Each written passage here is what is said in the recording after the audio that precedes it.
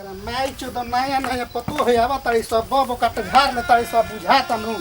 कि हनी अंगा के ओनो के माई चो तो पतो है जान कि लकड़ी लेखा सुखावा देता का हो गई भैया? अरे महाराज तही के नया नया पतो होवा जे तारी सब बब काट मार ले तारी सब खइला के ना खाना बनावा तारी सब ना कुछ अभी तक ले खाए बनल बा जरना लेखा सुखा।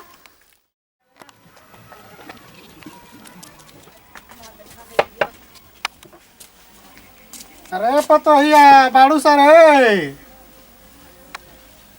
काहे रे तोहनी के नहीं के सुना। अरे बाड़ू सर है पतोहिया का कहो तनी? अरे खाना उना बनल बा ले अब हमरा के कुछ खाए के दे। खाना कहाँ से रही? पानी रही हां खाना बनल बा भी। आ ऊ ससुरा कहाँ गइल बा? हम नहीं जानत। हमारे अब उम्र रह गइल बा स्कूल पर ले पानी ले आवे के ऊ घरे बड़ुआ तो कम से कम ओकरा पानी ले आवेला नु तो हमनी के जन जलावे तो ओकर से कहला नु तोहनी के ससुरा का जाने कहाँ दिन भर उ रहता है बेरा आप तो कल खाए बने के नहीं भइले हम सही लकड़ी है टटात रहिला। देखी जाते बार के ना तो बोली काम के ना काज के दुश्मन ना के खाली दिन भर गाड़ी देत रही ना गाड़ी तो तू उनकर का गोड़ लागी हमें का बोलत रही खाए बना के बेरा नहीं भइल रे खाए बना के तू ही पानी लेके कहां ससुरा रहता उनके एगो जीवा बाकी पानी लाके दियो ने हमार उम्र बा ले आवे के पानी तो का हो जाई ले लेन तो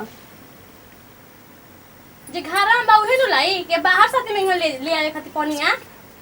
आ गइल कहां बड़ुए तोरा पता होई नु ना हमरा पता नहीं के जाके पूछी तो गांव के लोग के पता बा तो हम नहीं जानत नहीं जानत तो जाने के सब जाने के घरा बस निकालत घबरा जमत तू लोग अत्याचार क के ध देले बा रौरे घर से निकाले वाला भइल बानी रौरे घर रह खाली हमनी के घर ना। अरे हां हां हमार घर ह तोर दादा के घर ना ह बुझाइले खाली फटाक आता ना बोले के मत सिखस बुझाइले जवन काम बाबू है करस का करी जा टाइम पे हमरा खाना मिले के चाहिए 9 बजे एकदम खाना बन के रेडी हो जाए के चाहिए समझ में आइले तो खाना एही खातिर तोनी के उतरले बानी तो खाना अब बने हम कुछ सुनल नहीं चाहत खाना बने तला तनी खाना खा के तो सतुआ पी ले तनी आ तो सतुआ बुढ़ पुरानिया ना पिए त का करिए तब खाना ला दे तो का सतुआ पी तब कहे कहत सकी खाने के बनल रे तो सतुआ पी लेन तब का कहतनी हमर खाए के मन कर त खाइम ना खाए के मन कर तो सतुआ पी लेन तो सब का चिल्लातनी चिल्लाता टाइम पर सब कुछ चाहिए पानी के ठिकाने ना पानी लाए पानी तो पानी झगड़ा लेके धब सतुया घर खातिर पानी आ जाता है एक गिलास एक लोटा दिमाग खराब होके धइले रहिले दिनो दुपहरिया। दिमाग हम खराब क के धइले रहतनी ए कि तोहनी के हमर दिमाग खराब क के धइले रहतन सब का हाल कइले बड़ो हैं? आ गिलो सरहु हैं हम तार सरौ लागल ना तू हमर पाउन लागल हैं? देखत बच्चा बड़ा बनू मारो के घूम गई मुंह में जान के एकदम खाली ढेर बड़ बड़ के बोल बुढ़ा गेलो आ तारे चिन पानी बिना ससुर खाए नहीं किसे बनेले तू है जे हमरा बिया के लेचर धरत रह से काहे हो काहे ना खा बनेलु है पूछी काहे ले बनल हा काहे गे के हाँ, सब सुबह पूछो खाना बन तो भूखे ना लगी दोपहर लेट होनु तो सातु घर के पी लियो खाली झगड़ा के घर खोजी ना झगड़ा के घर खोजिला हमर जोन मन करी त हम करब अपन ऐसे टाइम पर खाए ना बनी। करलो तू सातु घर के पी ले के बाद मन जा कोला के से कराए त नहीं ले दी पानी यही ना मन करेला। हमरा पानी अब लेवे के उम्र रह गेल बारे कहां गई रहस रे न नौर के रही ननर का कर गई रहस ताड़ी पिए तोरे ढेर बड़का पिया ना अपन बजी चल जीबो अब हो जे बड़ बड़ के गाड़ी देबो त ना अच्छा तो ना जीवन करे के बात मन कर हां जा जा जा हम देखत हई खेल सकरा खाए बनी तो सतुआ घर के पी लिया लोग के सुनाई है सुनावत खाली झगड़ा करी ना कि ये ठीक झगड़ा हो जतनी हम तो जना के चल, चल, छोड़ जाए तो। हां जा ठीक जा कइले जा के बड़ो कह आई हिलो तो बदिए पाछी ना रहुआ से मन जाके कहियन कि टाइम पर खाना नहीं किसन बना के देव एकरा आए खाना में तो भूखे ना लागी उनका तू सुतियो 10 बजे टंगरी पसार के तो बन जाई। तो सुता ना तो का करम रोज हमें का बना के दे हम जब से तब से बनाते बानी अब ते ना बनीबे बनाओ तब उहे हाल बा ना बनाओ तब उहे बात नहीं खीरोज बना के ध देता रे खाली झगड़े के घर खोजी ना जा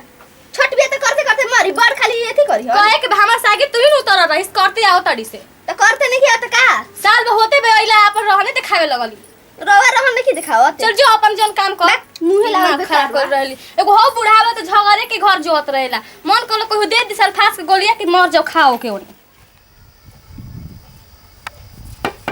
माई चो तो नया नया पतो है आवा तारी सब बब काट झाड़ ले तारी सब बुझा तनु कि हनी अंगा के ओनो के चलले एकरा माई चो दे अत्याचार क के धइले रह तारी सही बुझाते नहीं है कि हम का करी का ना मैं छे दई पतो हो जान जे कि लकड़ी लेखा सुखावा देता का हो गई भैया? अरे महाराज तही के नया नया पतो होवा जतई सब बकट मार लेतई सब खइला के ना खाना बनावतई सब ना कुछ अभी तक ले खाए बनल बा झरना लेखा सुखा एकदम इज्जत करे के हाले नहीं खिस जान हाँ बुझाइल आब हेने बैठल जाओ का करबो घर के इहे रीति बुझबे जान जी के आउ एगो जाना तड़ आउ एगो नयका फसन चलल हव कह बाबू माई दे देता हते चका सिलेट लेखा मोबाइल हाँ आ दिन भर जान जे कि खटिया पर पड़ल रहतई से आ वही में लागल रहतई से लागल रहता इहे अथी बुढ़ुए तो हमारो घरवा के तो यही स्थिति बा अरे हो। भैया घर घर के इहे रीति बजा हाँ एकदम जान जनु कि नयका फैशन एकदम अत्याचार क देले बड़ी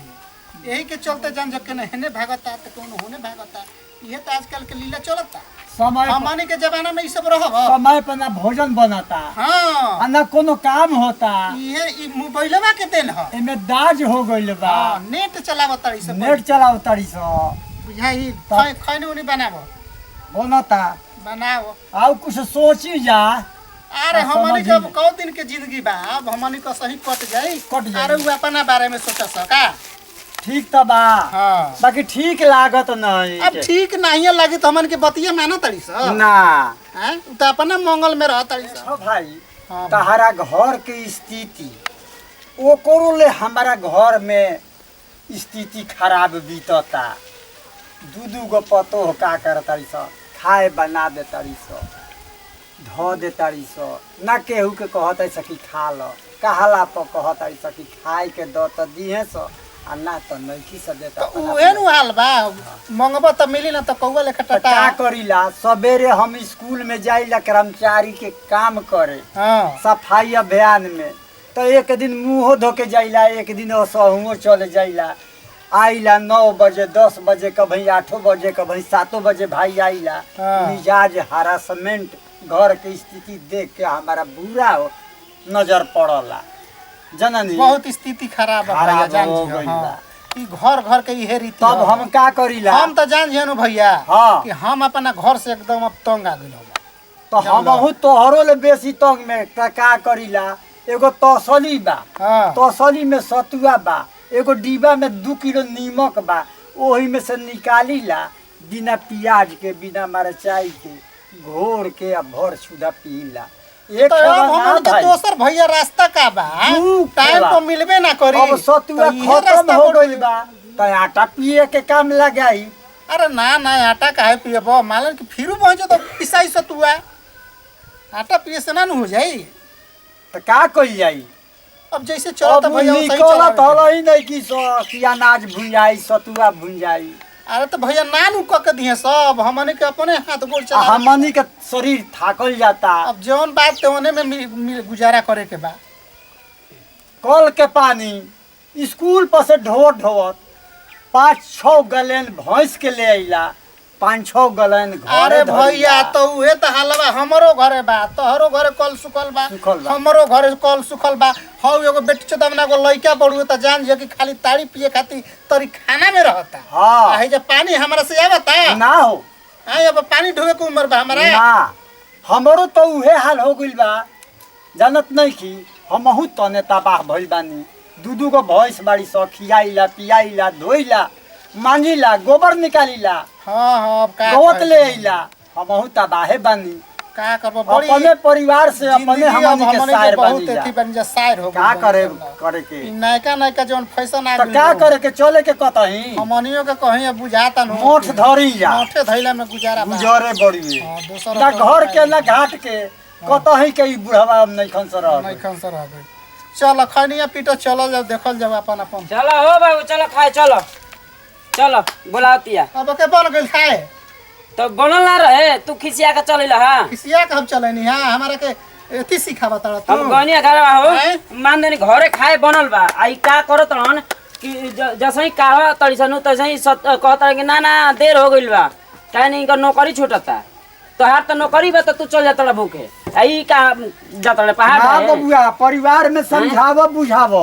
समझावत बुझावत नहीं थी हां प्याजे के स्थिति नहीं खा चलो, गहूं चलो, के चलो। रास्ता बा आई फट दे का करी तो सतुआ घोर के पी ली हन जान जी का करी रे जब टाइम पे हमरा खाए ना मिलता सतुआ ना पी जा गांव भर ढिंडोरा पीट त जा ढिंढोरा ना पीटा तो तोहनी के मुड़ी गड़वा दे अभी मुड़ी गड़वा दे इनकर में आतना आदत बनू के हे जा कहत चलियन हो जा कहत चलियन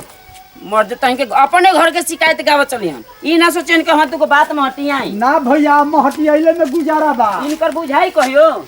मम्मी चलो चलो खा लो चलो